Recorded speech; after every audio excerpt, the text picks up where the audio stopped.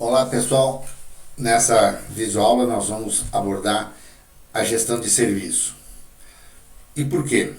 Porque o serviço ele é muito expressivo hoje nas atividades das empresas. Sejam empresas que trabalham exclusivamente com serviço e as demais no qual a grande maioria, ou se não a gente pode dizer todas elas, em um determinado momento nas suas operações ocorre a prestação de serviço. Um conceito. O serviço pode ser definido como um ato ou desempenho essencialmente intangível que uma parte oferece à outra e que não resulte na posse de bem e sua execução pode ser ou não ligada a um produto físico. Isso de acordo com Kotler. Qual a importância da gestão do serviço? Além das empresas exclusivas de prestação de serviços, todas as demais prestam serviços e esta função tem se tornado uma das grandes áreas organizacionais que necessita ser mais efetivamente administrada. Ou seja, essa é a expressão que o serviço tem hoje, não só nas micros e pequenas empresas ou grandes empresas, mas na própria economia do país. Por que o serviço é intangível? Pelo fato de que antes da compra o resultado não pode ser verificado. A tangibilidade do serviço, ela pode até ocorrer, mas somente no aspecto de comparação, ou seja, observando o resultado de um serviço já prestado, o que não garante que o serviço seja feito e tenha o mesmo resultado. Um exemplo, visitar um imóvel que foi pintado, mas qual garantia de que a pintura do seu imóvel fique com a mesma qualidade? Então, esta é a questão. O serviço, ele se repete, mas ele se repete em momentos diferentes, em situações diferentes. Embora seja a mesma operação, a casa é diferente, o automóvel muda de uma marca para outra, o cliente que passa no check-in, no check-out de um caixa, ele tem um comportamento, o outro tem outro. Essa é a grande característica. E nós temos dois grupos de serviços, os centrais e os periféricos. Serviços centrais é o que realmente se está comprando. Ele está voltado à finalidade da prestação do serviço. Um exemplo, o conserto de um automóvel. Serviços periféricos é algo a mais que poderá estar envolvendo a compra do serviço e está voltado à complementação da prestação do serviço. E ele pode ser perfeitamente dispensável. Um exemplo disso, buscar e devolver o carro ao cliente, oferecer uma sala de espera VIP, entregar um manual de bons cuidados com o veículo, entre outras. Ele vai na oficina para consertar o veículo e não para buscar um manual ou se sentar confortavelmente numa sala VIP. Agrega valor? Agrega. Pode ser uma estratégia de marketing interessante, sim, mas ele é considerado como um serviço periférico. Se ele deixar de existir, o que ele foi buscar foi o conserto do automóvel. O enquadramento dos serviços centrais e periféricos. Então veja, nós temos duas variáveis, agregação de valor e o grau de importância. Se a agregação é alta, mas ela é dispensável, não é um serviço central. Se a agregação é baixa e ele é dispensável, aí é que não necessita nenhum serviço periférico. Se o valor é elevado e é indispensável, isso caracteriza um serviço central. Então nós conseguimos identificar os serviços centrais em função dessas duas variáveis, a agregação de valor e o grau de importância que ela tem. Ou seja, eu vou fazer algo a mais, eu vou oferecer, eu vou disponibilizar alguma coisa ao cliente, mas qual o valor agregado e qual é o grau de importância. Se não tem valor agregado e é indispensável, ele é um serviço periférico. Se ele é indispensável, aí é diferente. Mapa dos serviços. Por exemplo, vamos fazer um mapeamento do serviço no restaurante. Salão de mesas, garçons, cozinheiros e auxiliares, barman, chefe de cozinha, maître, sanitários. Eu posso considerar então esses 6, 7 serviços aqui como sendo centrais. O que pode ter de periférico no restaurante?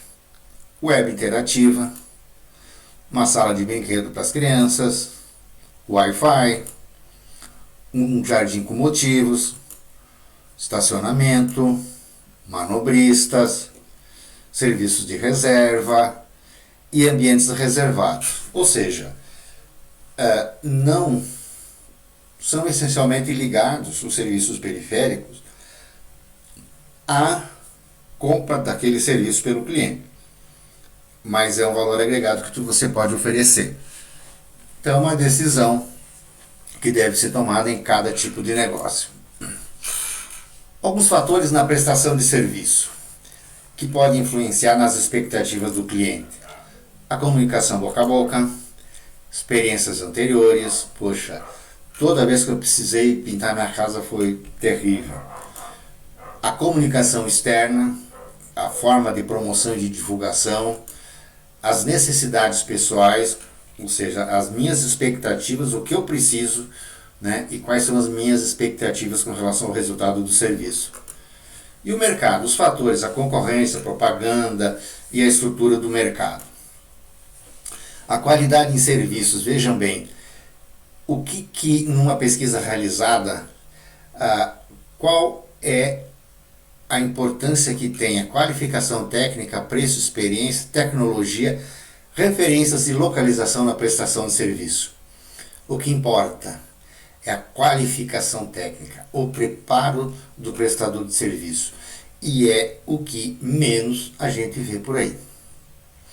O preço.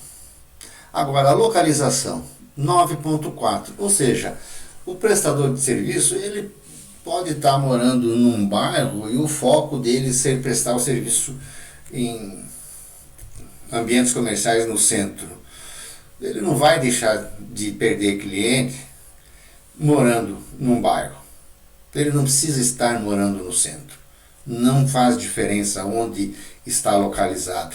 Se tem uma boa oficina de automóvel e ela fica um pouco distante, eu vou até lá. Vale a pena. Não é a toda hora que um automóvel fica dando pane ou tendo problemas mecânicos. O ciclo dos serviços. O ciclo do serviço é formado pelo período compreendido entre o primeiro e o último contato do cliente com a organização, mas efetivamente inicia pela abordagem e termina com a despedida. Vamos dar uma olhada num modelo gráfico. O problema é uma necessidade. O cliente busca uma informação, onde é que eu encontro esse serviço, ele faz uma avaliação e toma uma decisão e faz a compra e o acompanhamento.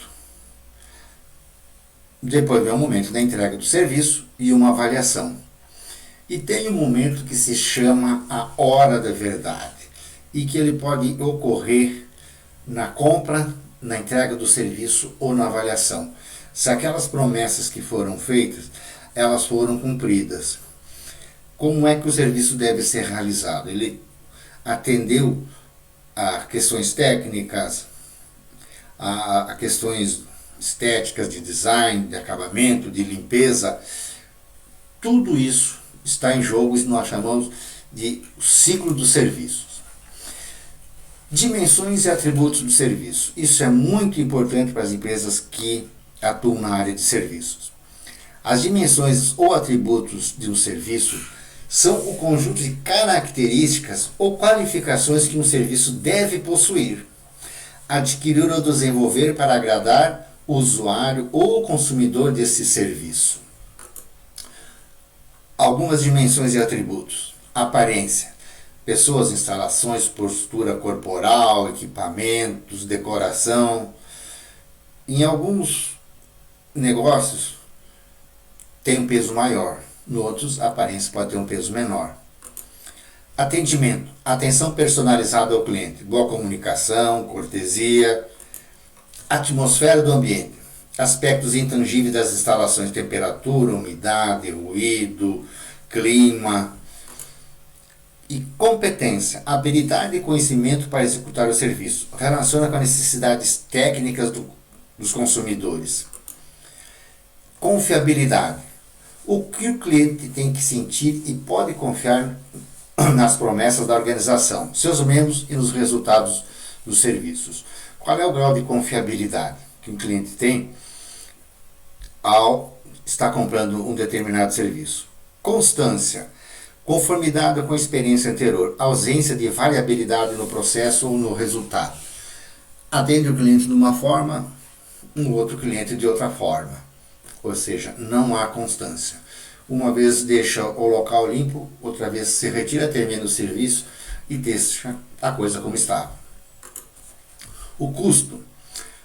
Que o serviço satisfaça o cliente a preços razoáveis. Geralmente é o mercado que estabelece o preço do serviço. Se paga o preço de mercado. Ninguém vai pagar 3, 4 vezes a mais para consertar um pneu de um automóvel. O mercado tem um preço e todo mundo segue aquele preço. A disponibilidade. O serviço tem que estar fisicamente à disposição do cliente, conforme prometido, e no momento em que o cliente precisa dele. Eu vou amanhã na sua casa e a pessoa não aparece. Quebra a promessa. Flexibilidade. Ser capaz de mudar e adaptar a operação, devido às mudanças nas necessidades dos clientes no processo e no suprimento de recursos. Ou seja, na falta de algum equipamento ou ferramenta para trabalhar, qual o grau de flexibilidade que num determinado tipo de negócio deva existir. Precisão. Alguns serviços só servem se executados exatamente como previsto e esperado. Existem alguns serviços que requerem muita precisão. O conceito de um celular, quando tu recebe de volta, ele tem que estar funcionando perfeitamente da mesma forma que você adquiriu na fábrica. A alimentação, precisão, temperatura do alimento, o tempero, principalmente o tempero essencial. Esse é o grau de precisão na prestação de serviço. E a previsibilidade, o que o cliente encontra exatamente o que esperava encontrar, de acordo com aquilo que a empresa se propõe e divulga.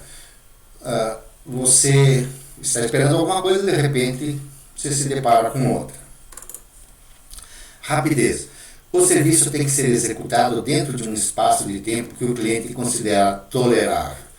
Ninguém vai esperar um ano a iniciar até terminar uma pintura de uma residência, de um apartamento.